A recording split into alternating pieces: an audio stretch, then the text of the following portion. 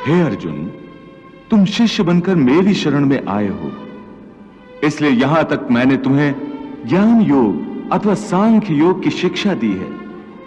अब मैं तुम्हें कर्म योग के विषय में वो गूढ़ विधि बताऊंगा जिसके द्वारा तू कर्म करता हुआ भी कर्म के बंधनों से मुक्त रहेगा। सुख दुखे समे कृत्वा लाभा लाभो जया जयो ततो युद्धाय युजस्व नैवम पापम अवाप्स्यसि। इस प्रकार सुख दुख, लाभ हानि, जय पराजय अथवा हार जीत को एक समान समझकर केवल इसलिए युद्ध करो क्योंकि इस समय युद्ध करना तेरा कर्तव्य है।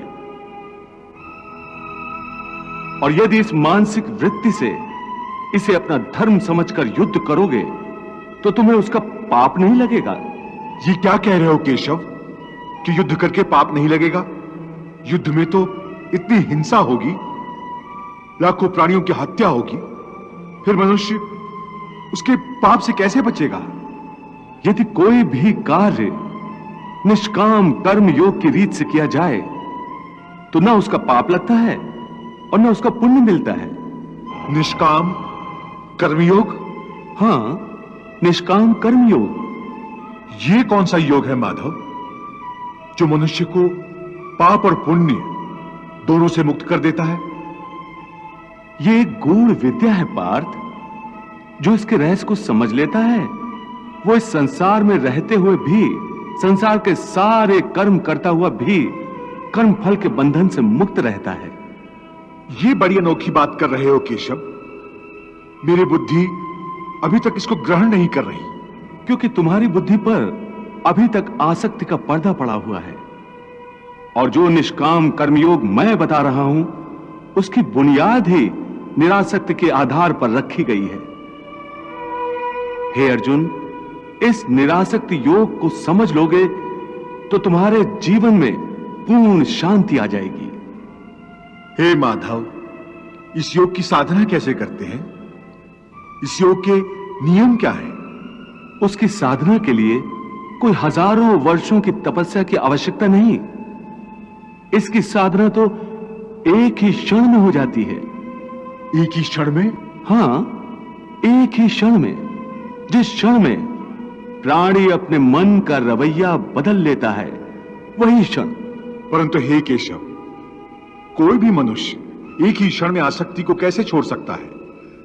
जब वो कर्म करता है तो उसके फल की आसक्ति तो उसे कर्म का हिस्सा होती है, जिसके अंतर्गत फल पाने की इच्छा से ही कर्म करता है। हे अर्जुन, बस यहीं से निष्काम कर्मयोग की साधना शुरू होती है।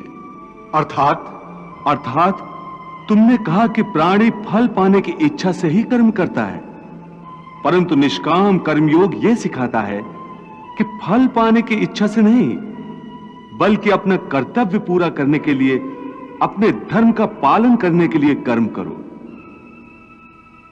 फल पर भरोसा रखकर कर्म मत करो, क्योंकि फल पाना तुम्हारे हाथ में नहीं, तुम्हारे अधिकार में केवल कर्म करना ही है।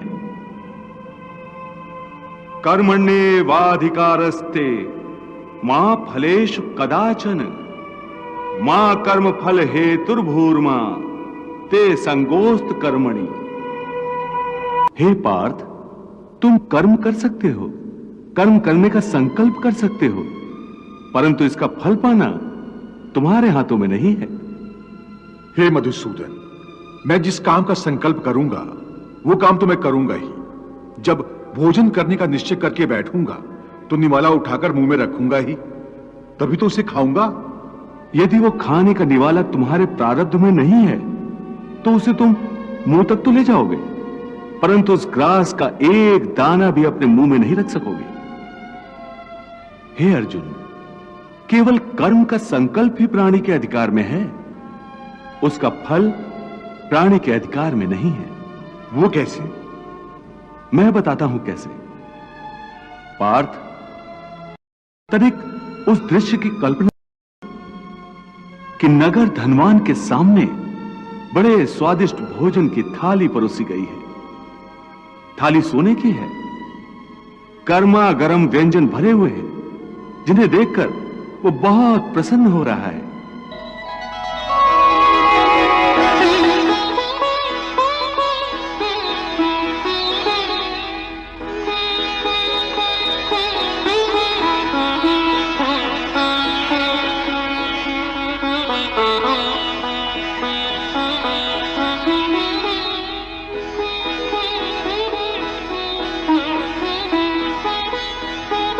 वो बड़ी प्रसन्नता से पहला निवाला उठाता है।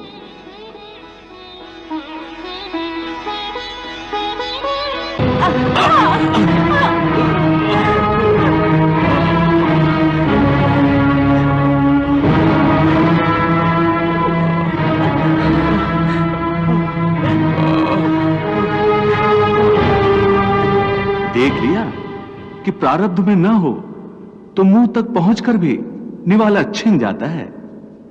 परंतु हे अर्जुन, इस उदाहरण का यह अर्थ भी नहीं है कि तुम सब कुछ प्रारब्ध पर छोड़कर स्वयं अकर्मण्य हो जाओ। याद रखो, मैंने कहा है, मां कर्म फल हेतुर्भुः माते संगोस्तु कर्मणि। वाह प्रभु वाह।